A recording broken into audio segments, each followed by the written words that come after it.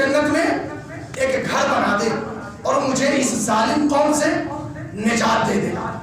یہ جناب آسیہ نے کہا. کس کے لیے آئیڈیل بنایا؟ للذین آمنوا، قرآن کا صیغہ ہے بھیا، صاحبان ایمان کے لیے، مردوں کے لیے. یعنی قرآن مجید نے پیش کر دیا. کہاں پوری کلچر میں، پوری تاریخ نے عورت کو دبایا، اور اسلام نے کہاں کس قلے پر، کس بلندی پہ عورت کو فائز کیا کہ مردوں کے لیے نمونہ عمل بنا کے پیش کر دیا. یہ ہے قرآن. اچھا، یہ گاڑی ہے، اس کے دو پہیے، ایک مرد ہے، ذمہ داریاں الگ الگ ہیں. ایک کے ذمہ باہر کی کام ہے، ایک کے ذمہ گھر کی کام ہے. یہ اسلام نے تقسیم بندی کی. البتہ کچھ امور ایسے ہوتے ہیں جہاں عورتوں کو نکلنا بھی پڑتا ہے، وہ ایک الگ چیز ہے، جبکہ احکام اپنی جگہ پہ. لیکن اس کے ذمہ بہت عظیم کام دیا گیا ہے، بہت بڑی بات ہے. دیکھیں آج کی دنیا میں کس سے برقع اترواؤ، چادر اترواؤ کا جناب کیوں؟ آدھی آبادی تو اپنے گھر میں بٹھا رکھی ہے. کیوں بھائی؟ کہ نہیں یہ باہر آئے، کیا کرے؟ مردوں جیسی بنے. بھائی غلط کہہ رہے ہو. جب اللہ نے بنایا ہی نہیں ہے اس کو مرد. بہت توجہ، اللہ نے اس کو عورت بنایا ہے. اس کا کام بلڈنگیں بنانا نہیں ہے. بہت توجہ. اس کا کام عمارتیں تعمیر کرنا نہیں ہے. اس کا کام تربیت کرنا ہے. اس کا کام تربیت. ایسا ہنر ہے جسے ہر ایک کو نہیں دیا جا سکتا. ہر مزدور اور کاریگر کے ذمے تربیت کا کام نہیں دیا جا سکتا. مشکل ہے. یہ ایسا سمجھیے کھیرا ہے آپ کے پاس، اور آپ سے کوئی کہے جناب اس کو لے جا کر آپ اس کو تراشوا لائیں، ڈیزائن. کہا اچھا کس کے پاس جاؤں؟ کہا میں کارپینٹر کے پاس جاتا ہوں. بہت توجہ، میں کارپینٹر کے پاس جاتا ہوں، بہت قیمتی ہیرا ہے. کہا نہیں جناب کارپینٹر کے بس کی بات نہیں ہے. کہا نہیں، ہماری کھڑکیاں تراشی تھی، چارپائی کی پائے تراشے تھے، ڈور تراشے تھے. ارے بڑا ڈیکوریٹ اچھا کرتا ہے وہ. کہا جناب وہ لکڑی ہے، یہ ہیرا ہے. کہا اچھا. کہا میں خیرات مشین پہ لے جاتا ہوں، وہ بہت اچھا ڈیزائن نکالتا. کہا یار تمہارا دماغ خراب ہو گیا. کہا پھر کون؟ کہ یہ بہت ظریف چیز ہے، یہ بہت نازک چیز ہے، یہ لوہا نہیں، یہ لکڑی نہیں، یہ ہیرا ہے. اسے کوئی چوری تراش سکتا ہے؟ اللہ کو انسان کی تربیت کرانی تھی، اور انسان ہے محصل مخلوقات. اس ہستی کے ہیرے کا نام ہے انسان، اور اس کو تراشنے کے لیے ہر ایک کو نہیں دیا جا سکتا، بلکہ ایسے ہاتھوں کے سپرد کیا جا سکتا ہے جو اس پہ چوٹ تو مارتا ہے لیکن اس کو ٹوٹنے نہیں دیتا. ایک صلوات بھیج دیجئے محمد.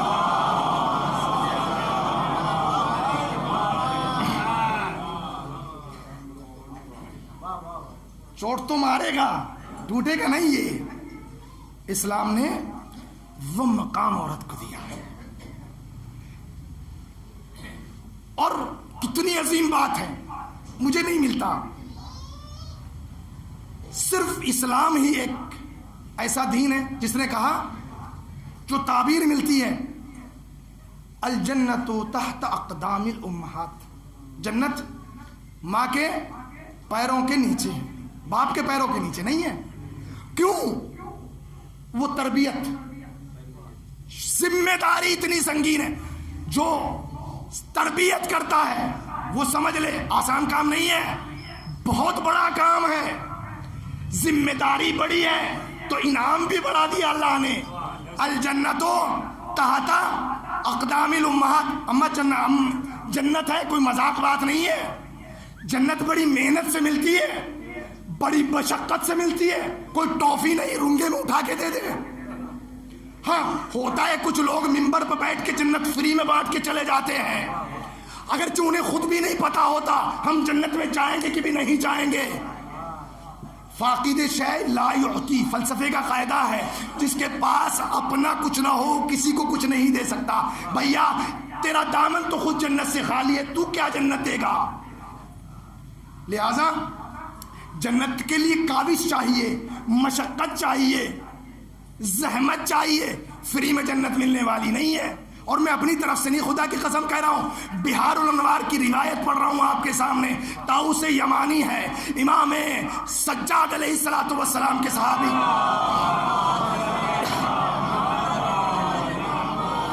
ताऊस यमानी कहते हैं, एक सर्दियों की रात थी, मैं मस्जिदुल हराम में दाखिल हुआ।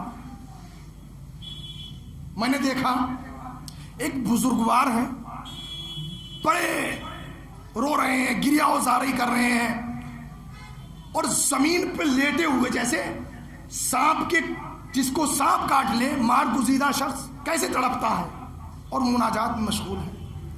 मैं करीब गया, मैंने जाके देखा कौन है, पहचान लिया, अरे ये तो फर्जंदे रसूल इमाम सज्जाद है। मैंने हजरत का सर उठाया, अपने जानू पे रख लिया।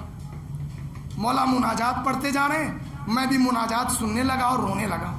मेरे कर्म कर्म आंसू रुखसार से होते हुए हजरत के रुखसार पे पड़े। एक मर्तबा कहते हैं, कौन है जो मेरे और मेरे हबीब के दरमियान हाइल हो गया? कहा, मौला मैं आपका चाहने वाला ताऊस। मौला मुझे समझ नहीं आ रहा है, आप इतना क्यों गिरिया कर रहे हैं, आप इतना क्यों रो रहे हैं? आप तो फर्जंदे रसूल हैं, आपके बाबा तो सैयद जवानाने जन्नत हैं, आपकी जद्दा तो सैयदतुन निसाइल आलमीन है, आपको तो अल्लाह ने शफाअत के मनसब पे फाइज किया है। रोना तो हमें चाहिए जिनके पास कुछ भी नहीं है, आप क्यों रो रहे हैं? एक मर्तबा अजीब जुमला का, बिहार का जुमला है, मेरी अपनी रिवायत नहीं है, खुदा की कसम। फरमाते हैं, ए ताऊस दा अन्नी हदीस उम्मी व अबी व जद्दी। ए ताऊस, बाप, दादा, खानदान, कबीले, सबकी बात छोड़ दे। इन्नल्लाह खलक़ल जन्नत लिमन अताअह। अल्लाह ने जन्नत उसके लिए खल्क की है जिसने उसकी इताअत की, जिसने उसकी फरमा बरदारी की। वलाउ काना गुलामन हबशिया, चाहे वो हबश का रहने वाला गुलाम ही क्यों ना हो। और अल्लाह ने जहन्नम को अपने नाफरमानों के लिए खल्क किया है, चाहे वो वलदन काना वलदन करशियन, चाहे किसी कुरैशी सरदार का बेटा ही क्यों ना हो। इतना आसान समझ लिया जन्नत? मेहनत करना पड़ती है। माँ को जो जन्नत दी है वो उसकी मेहनतों की वजह से, उसकी जहमतों की वजह से। अल जन्नतो तहत अक़दामिल उम्महात। अच्छा, औरत के लिए अगर आपको एक मुजस्सम इस्लामी औरत को देखना हो तो हमारे सामने सबसे अहम शख्सियत बीबी दो आलम शहजादी कौनैन हजरत फातिमा ज़हरा सलाम।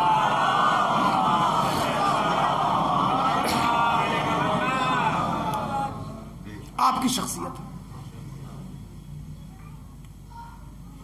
जब आप आई वो माहौल भी देखा और फिर वो माहौल भी देखा कि रसूलुल्लाह ने क्या एहतराम और इकराम किया।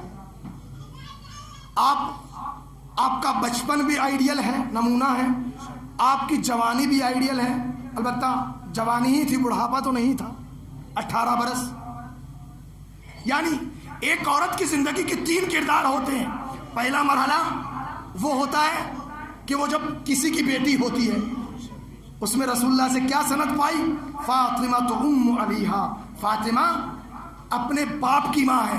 माँ यानी इंतहाए ममता, यानी जिस तरह मेरी माँ मुझसे ममता मोहब्बत करती थी, इसी तरह मेरी ये बच्ची फातिमा मुझसे मोहब्बत करती है। और जब जवानी की मंजिल में आई, शौहर के घर गई, रसूलुल्लाह ने पूछा, अली तुमने फातिमा को कैसा पाया? कहा, या रसूल अल्लाह, मैंने औलन लिल इबादा, मैंने फातिमा को राह बंदगी में, अल्लाह की बंदगी और इताअत के लिए मैंने फातिमा को अपना मददगार और मुआविन पाया। بتلا دیا. دیکھو شریک حیات اسے نہیں کہتے جو تم سے طرح طرح کی فرمائشیں کرے. شریک حیات اسے نہیں کہتے جو اچھے گھروں کی فرمائشیں کرے. شریک حیات اسے نہیں کہتے جو اچھے کپڑوں کی فرمائش کرے. شریک حیات اسے کہتے ہیں جو تمہارا مقصد تخلیق ہے, عبادت جس کے لیے اللہ نے تمہیں خلق کیا ہے, دیکھو وہ تمہاری کتنے کام آ رہی ہے تو سمجھ لینا وہ حقیقی شریک حیات ہے. ایک صلوات بھیج دیجیے محمد آل محمد.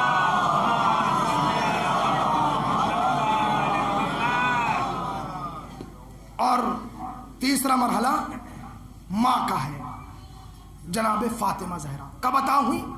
جب پوری دنیا رسول اللہ کو طعنہ ابتر دے رہی تھی. جب پوری دنیا رسول اللہ کو طعنہ ابتر دے رہی تھی, ان کے تو کوئی نسل نہیں ہے, اولاد نہیں ہے, دین ختم ہو جائے گا. اللہ نے کیا کہا؟ انا اعطیناک الکوثر فصل لربک. فخر کہا کیا اللہ نے, اے رسول ہم نے کوثر دیا, کوثر خیر کثیر دی, ہم نے فاطمہ دے دی. فاطمہ یعنی خیر کثیر, یعنی ایسی برکت جو ختم نہ ہو اسے فاطمہ کہتے ہیں. ایسی برکت جو کبھی ختم نہ ہو اسے فاطمہ کہتے ہیں. عزیزوں میرا عقیدہ ہے فاطمہ نام ہی اس ذات کا ہے. اگر کسی شے کو اگر فاطمہ سے منسوب کر دیا جائے اس ذات پہ کبھی سوال نہیں آ سکتا. اگر آپ یہ چاہتے ہیں آپ کا بزنس باقی رہے, آپ اپنے بزنس کو, اپنے کام کو, اپنے مشغلے کو فاطمہ سے ان کے نام سے منسوب کر کے دیکھیے, پھر رزلٹ دیکھیے. اگر یہ چاہتے ہیں آپ کا گھر زلزلوں سے محفوظ رہے اسے منزل فاطمہ بنا دیجئے, چونکہ تاثیر اللہ نے اس نام میں رکھی ہے. جو فاطمہ جس کے وجود کی برکت سے آدم کی مشکل حل ہو جائے, جس کے وجود کی برکت سے نوح کی مشکل حل ہو جائے, جس کے وجود کی برکت سے ابراہیم کی مشکل حل ہو جائے, اس کے توسل کرنے سے ہماری مشکل حل نہیں ہو سکتی. ہاں جو چیز بھی آپ فاطمہ کے نام سے متصل کر دے, منسوب کر دے, اس پہ زوال نہیں آ سکتا. ہاں عزیزو بالکل ایسی ایفیکٹ ہے یہ بات. ابھی حالیہ دنوں میں جمہوری اسلامی انقلاب ایران میں بڑے انتشارات ہوئے. ایک حجاب کا مسئلہ آیا اور مہسا امینی دیکھتے دیکھتے پورے اس پہ ٹرول ہو گئی اور چھا گئی. لوگ یہ کہنے لگے اب تو انقلاب ختم ہو جائے گا. میں نے ان سے کہا پاگل ہو گئے ہو, انقلاب کیسے ختم ہو سکتا ہے؟ خمینی کبیر نے جس انقلاب کو یا زہرا کے نام سے بنیاد رکھا ہو اسے مہسا امینی کا نام زوال کی کنار تک نہیں لے جا سکتا. جسے فاطمہ کے نام سے یا زہرا کر کے زندہ کیا ہو اس انقلاب کو تم چاہتے ہو مہسا امینی کے نام سے برباد کر دیا جائے؟ یہ نہیں ہو سکتا. ایک صلوات بھیج دیجیے محمد آل محمد. ایک اور صلوات ارشاد.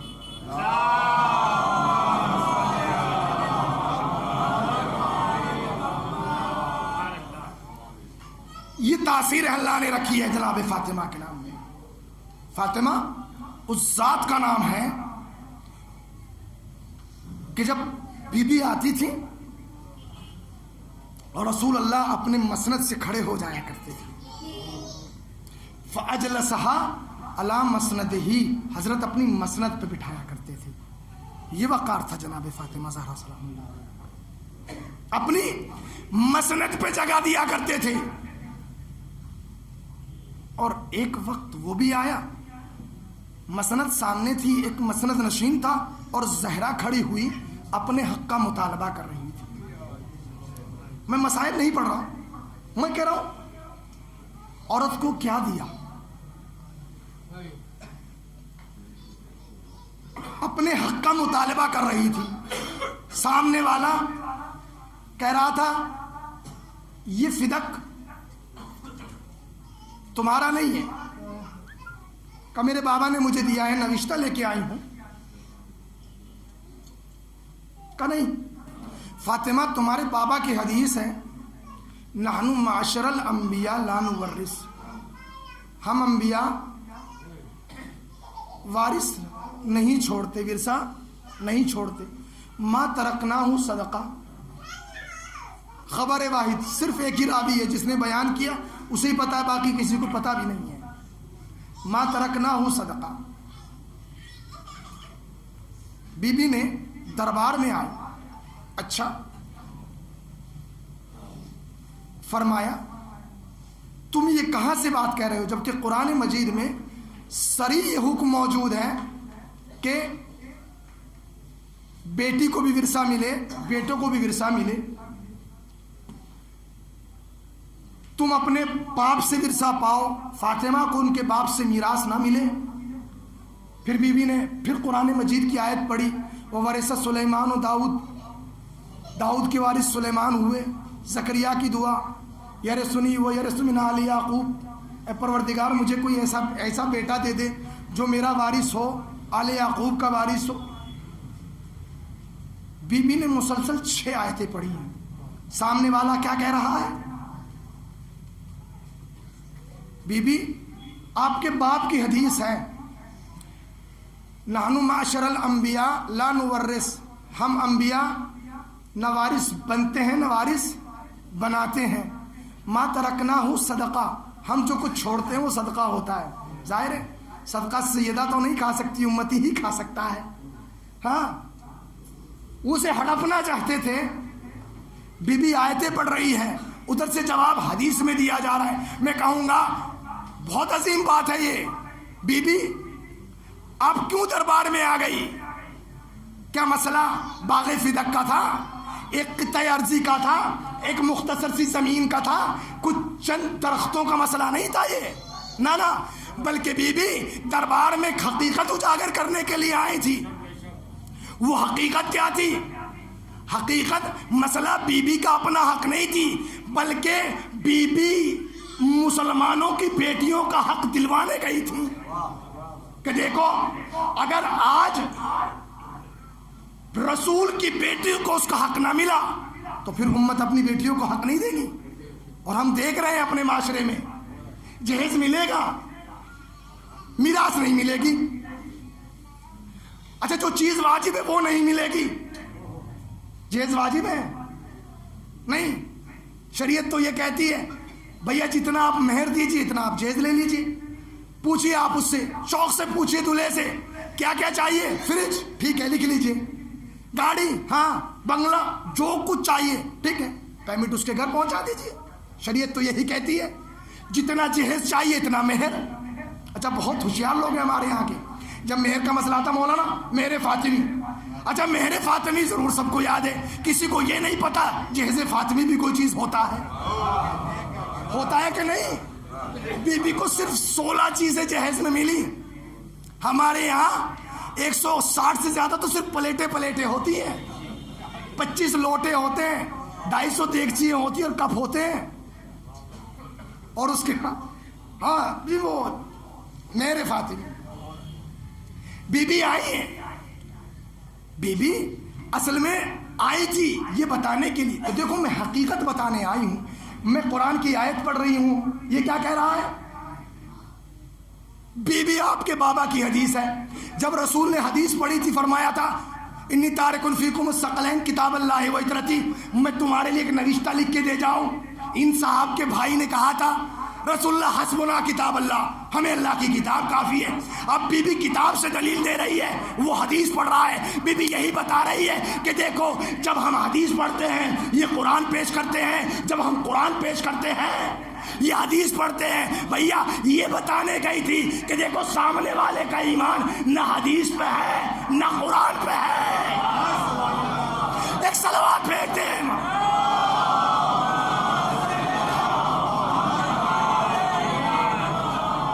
فدق کو اتنا بڑا مسئلہ نہیں تھا کہ فاطمہ اس کے لیے دربار تک جاتی. خدا کی قسم احترام سے آ کے فاطمہ سے مانگتے حسن و حسین کا صدقہ اتار کے دے دے. ایک صلوات بھیجتے.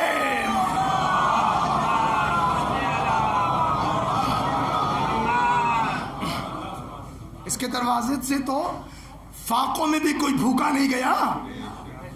سلیقہ تو ہو.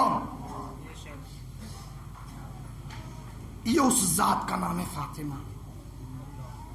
اگر اسلامی خاتون کی ایک مکمل تصویر دیکھنی ہے اب آپ کو کوئی اور کردار تلاش کرنے کی ضرورت نہیں پڑے گی. اور اگر آپ کوئی کردار تلاش کرنا چاہیں تو پھر آپ اسے اسلامی کردار نہیں کہہ سکتے. بس زیادہ تو میں نہیں سمجھتا کہ ڈیپ میں جاؤں، لیکن میں نے یہ عرض کیا جب تک یہ بہت حملات شدید ہیں اسلام پہ آج، اور یہ ہماری سب کی ذمہ داری ایز اے مسلمان کہ ہم اس طرح سے اسلام کو تعلیمات آل محمد کی روشنی میں پیش کریں کہ دنیا پہچانے کہ اسلام نے عورت کو کیا دیا ہے. بہت عظیم مرتبہ. ہاں عزیزو، یہ بی بی کی شہادت کے ایام ہے. میں بہت مختصر مصائب آپ چند دنوں میں سنیں گے. بہت عظیم خاتون ہیں جن کی شہادت کے ایام ہیں یہ. لیکن ہمیں یہ معلوم ہونا چاہیے کہ کس مقصد کے لیے بی بی نے قربانی دی تھی. وہ مقصد ہے ولایت، امامت کا دفاع. ورنہ آپ سوچیں کتنی مصیبتیں بی بی پہ. واقعی نہیں، جملہ بڑا عجیب ہے. میں جب کبھی سوچتا ہوں مجھے تو سمجھ ہی نہیں آتا. اگر بی بی خود اپنا مرثیہ نہ پڑھتی، صبت علیہ مصائب لو انہا صبت علی الایام سرن لیالیہا. بابا آپ کے بعد اتنے مصائب پڑھے، اگر دنوں پہ پڑھتے تو رات میں تبدیل ہو جاتے. کتنی مصیبت کی انتہا ہے یہ. میرا اپنا تجزیہ ذاتی کہ بعد والے ائمہ پر، معصومین پہ جتنے مصائب آئے ہیں نا، بس وہاں تفصیل تھی اور یہاں اجمال تھا. چونکہ آغاز نقطہ آغاز مصائب کا دروازہ سیدہ ہے.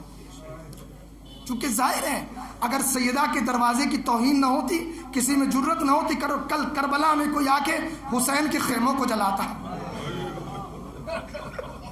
اگر کوئی رخسار سیدہ پہ تماچے نہ مارتا تو کسی میں اتنی جرت نہیں تھی کہ کل حسین کی بچی کو تماچے کھانا پڑتا. جملہ کہہ دوں، شب جمعہ ہے، اپنے دلوں کو متوجہ کر کے کربلا کی طرف. خدا کی قسم اگر زہرا کی پسلیاں نہ ٹوٹتی، کربلا میں کسی میں یہ جرت نہ ہوتی حسین کے لاشیں پہ گھوڑے دوڑا کے پامال کرتا. ظلم کا آغاز مدینہ ہے. بی بی رو رہی ہیں گھر میں بیٹھی ہوئی، زانوں میں سر ہے. علی باہر سے آئے، ایک مرتبہ فرماتے ہیں زہرا مت رو، صبر کرو، یہ مصائب کے دن ختم ہو جائیں گے.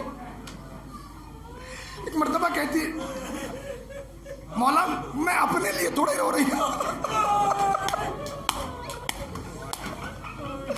مولا میں تو آپ کے لیے رو رہی ہوں. علی میں نے سنا ہے جب آپ مدینے میں جاتے ہوئے سلام کرتے ہیں، لوگ آپ کو سلام نہیں کرتے، آپ کا احترام نہیں کرتے. یہ وہ منزل ہے میرے لیے سمجھنا دشوار ہے. میں یہ کبھی سمجھ نہیں پاتا کہ میں کس کو سب سے بڑا مظلوم کہوں، فاطمہ کو سب سے بڑا مظلوم کہوں یا علی کو مظلوم کہوں. ایک مرتبہ سینے پہ ہاتھ رکھ کے کہا بی بی صرف اتنا ہی نہیں کہ لوگ مجھے سلام نہیں کرتے بی بی، بلکہ عالم تو یہ ہے جب میں سلام کرتا ہوں کوئی جواب سلام بھی نہیں دیتا. اجرکم اللہ، اجرکم اللہ. ہاں عزیزو،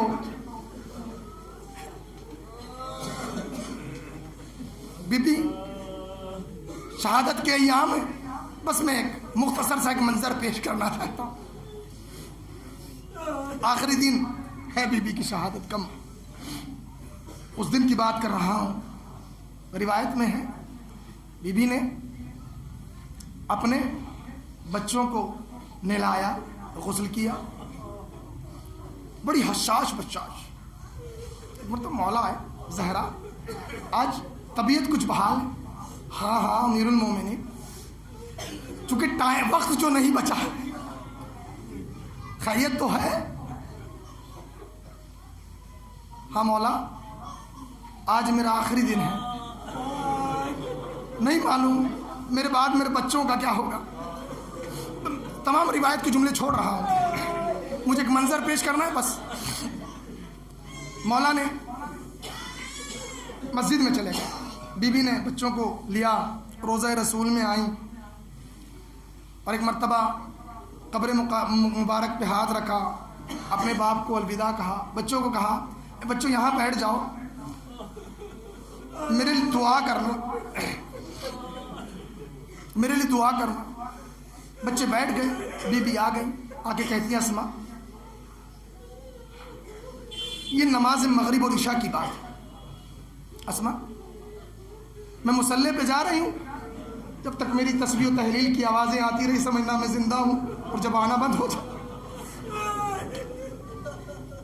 بی بی اس دنیا سے چلی گئی، گھبرائی. اسما نکلی، کوئی بھی نہیں ہے گھر میں.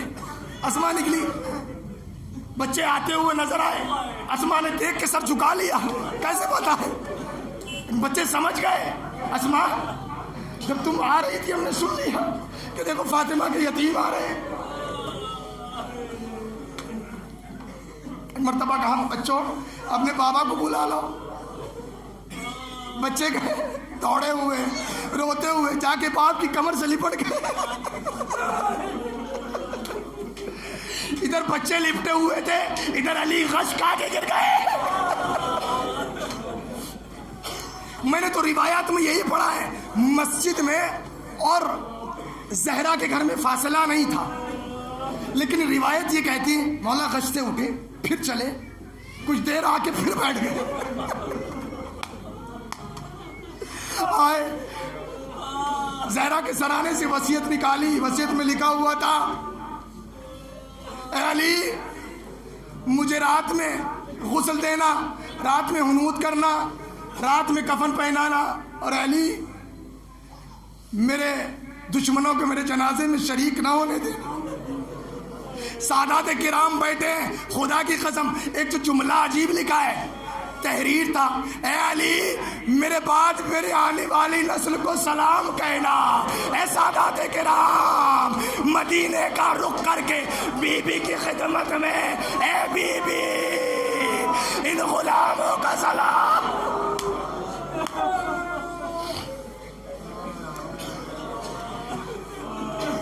مدینے کو خبر ہو گئی، بی بی اس دنیا سے چلی گئی. مدینے کے میں یہ اعلان ہو گیا. حضرت امیر نے امام حسن کو بھیجا، بیٹا جا کے کہو، ان سے کہو کہ دیکھو ابھی اماں کے امر میں دیر ہے، تاخیر ہوگی. لوگ واپس چلے گئے، رات کا سناٹا چھایا. جب لوگ سو گئے، ایک مرتبہ علی نے آواز دی اسما پانی آمادہ کرو، زہرا کو غسل دینا ہے. زہرا کو غسل دینے کے لیے مغسلے پہ لٹایا گیا. مجھے نہیں معلوم اثنائے غسل علی چیخ مار کے روکا. ارے تاریخ اہل بیت ہے مصلوبیت سے بھری ہوئی. تاریخ اہل بیت میں 4 جنازے ایسے ہیں جن میں غسل دینے والا چیخ مار کے رویا. ایک وہ علی تھا جو زندان شام میں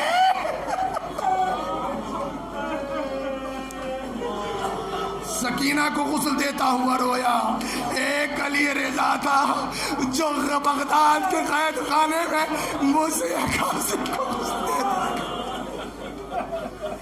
ایک علی سلمان نے بعد میں پوچھا، بچے کھڑے ہیں، زینب چھوٹے بچے ہیں، کلثوم، حسن و حسین، بچوں میں تمہیں رونے سے نہیں روکتا، لیکن خیال رہے تمہاری اماں کی وصیت ہے، اتنی زور سے نہ رونا کہ محلے والے جاگ جائیں. ارے روایت کے جملے ہیں، بچے منہ میں آستین دے کے رو رہے ہیں. جنازہ تیار ہوا، علی نے غسل دے دیا، کفن دے دیا. ہلموا تزودوا من امکم، اے بچوں آؤ اپنی ماں سے جدا ہو جاؤ، اپنی ماں کو خدا حافظ کہہ دو. سب آ گئے مگر حسین نہیں آیا. ایک مرتبہ بیٹا کیوں نہیں آ رہے ہو؟ بابا جب تک اماں نہ بلائے گی.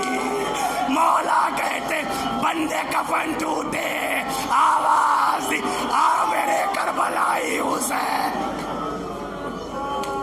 بس ایک منظر ہے، بس ایک مختصر دو جملے سن لیجئے گا. خدا آپ کو کسی غم میں نہ رلائے سوائے غم اہل بیت علیہ السلام کے. جس بی بی کی بات چل رہی ہے روایات میں، یہ بی بی اتنی روئی 75 دن یا 90 دن میں اس دنیا سے چلی گئی. اور رونے پہ پابندی یہ تھی، علی فاطمہ کے رونے سے ہمیں تکلیف ہوتی ہے. جنازہ اٹھایا گیا، رات کی تاریکی ہے، دور سے ایک نور نظر آیا. علی آگے بڑھے، مٹی ہٹائی، قبر تیار ہے، فاطمہ کو قبر کے حوالے کرنا ہے. روایات کے جملے ہیں قبر سے 2 ہاتھ نکلے، قبر سے 2 ہاتھ نکلے. ایک مرتبہ قبر میں دفنا دی گئی. علی قبر کے سرانے بیٹھ گئے، مخاطب قرار دیا رسول اللہ کو. اے رسول میں کچھ نہیں بتاؤں گا،